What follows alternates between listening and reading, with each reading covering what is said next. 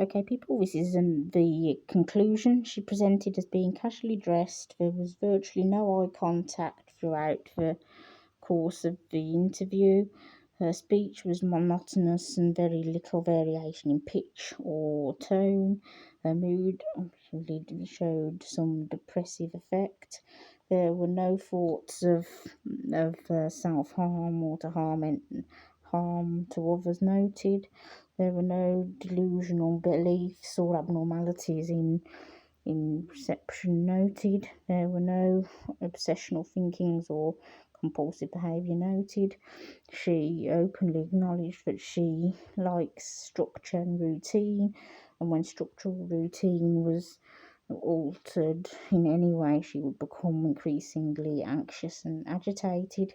She lacked imagination and metaphorical thinking.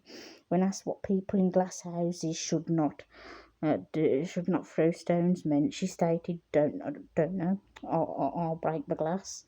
When asked what kind of things made her happy, she stated reading books, especially books about factual books, and she described her fascination with dinosaurs and prehistoric life and stated that she liked nature books. When asked about what kind of things made her unhappy, she stated that when her routine was changed or people say things and don't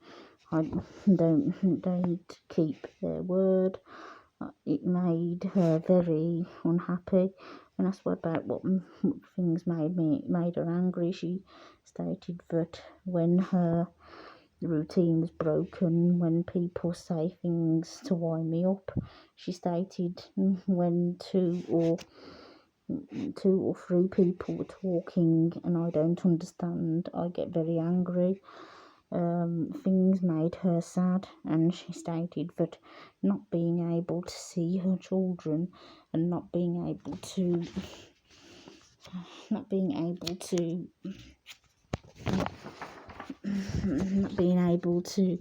be a part of their lives made her angry. When asked about what kind of things made her anxious, she stated that she was always anxious and on edge. She described that she was told that her blood pressure was high and that was making her anxious currently.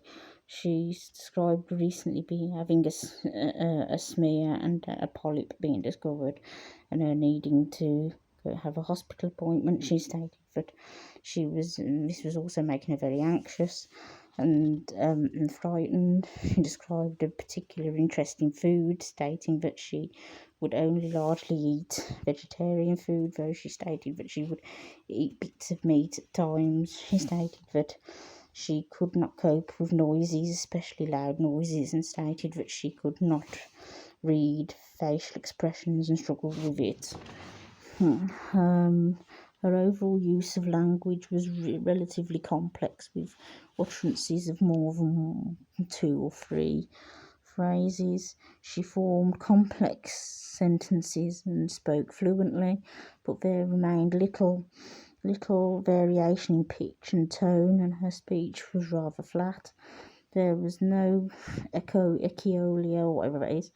Her use of speech was repetitive. No, she offered information regarding her actions and her thoughts readily, but she did not at any point consider my thoughts as the examiner of my feelings or question them at any point.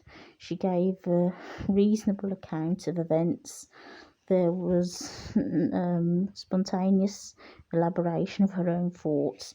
She followed her own train of thoughts without interruption. There was virtually no descriptive gestures, i.e. when asked to enact brushing her teeth with an imaginary toothbrush, there was no movement of her hands, except stating that she would do it by putting the toothbrush in her mouth.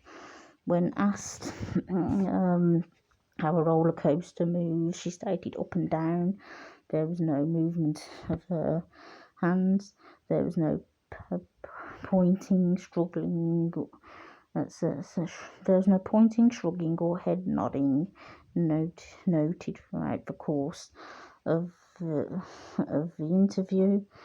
There were no empathetic gestures, i.e. the normal beats that accompany speech. There was virtually no eye contact throughout the course of an hour and a half interview. She openly acknowledged that she struggled to understand people and understand their facial expressions.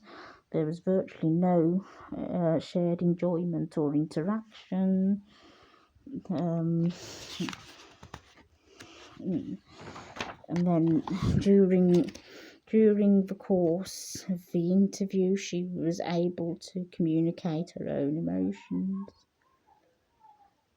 She struggled to understand or even label responses or emotions of other people. She described her actions, including making threats to stab children, in a matter-of-fact manner, without any emotions or showing any understanding of the emotions of those who heard her. She had very limited insight into typical social situations, though acknowledging that her behaviour that her being naked and exposing herself caused shock and alarm. She did not appreciate that this caused distress to others. She took limited responsibility for her actions. Her quality of social overtures were unusual and restricted. Her social responses in most social contexts was awkward, inappropriate, and inconsistent, and she openly acknowledged it. She lacked imagination. Even after metaphors and proverbs were put to her, she did not show any understanding of them. She openly stated that she struggled with social communication and interaction. The overall quality of her rapport was poor. She had unusual sensory interests, and she had an interest in dinosaurs. There were hand and finger movements which were repetitive. She openly acknowledged self-harm involving overdoses repeat over the last 15 years when under stress or feeling anxious. There was unusual references to high specific topics, including dinosaurs and prehistoric animals. She openly acknowledged that when she was anxious, she would become angry and agitated.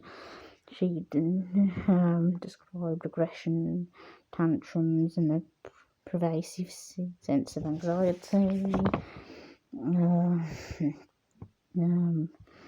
She had partial insight into her condition, factually accepting that what she had done was wrong. She showed a clear understanding of the role of the judge and the jury and of her legal team. She had a good understanding of the charges that she was facing. She stated that she had committed those acts.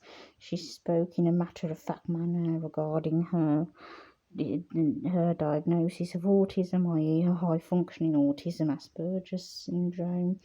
She described that she needed support in a community setting and could not live in a HMO and needed someone to support her and care for her, and stated that she could not cope without it.